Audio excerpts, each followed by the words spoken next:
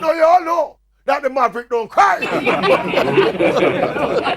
But it's almost with tears in my eyes that I watch the official opening of the academy at the Mount Pleasant Football Academy. We're talking about full academic scholarships for some of Jamaica's talented young ballers. We're talking about wholesome development, all about getting an education while they continue to develop their football skills and best practices.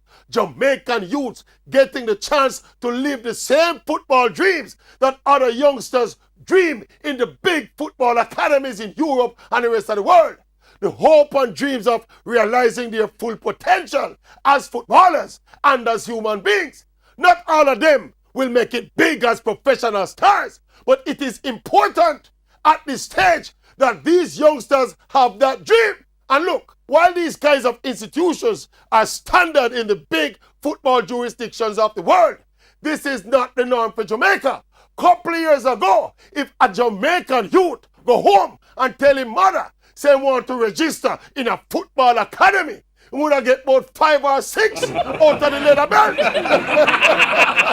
To be now seeing Jamaican mothers sending out their youngsters with pride, joy, and hope that they will make it in football, me not lie, it brings joy to the heart. Yes, yes, and not just joy.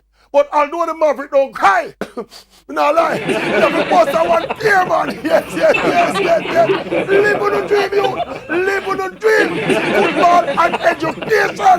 Yes, me not lie, man. Me cry. Well, I wish we didn't have an academy too, you know, my dear. Because I would have been a great man.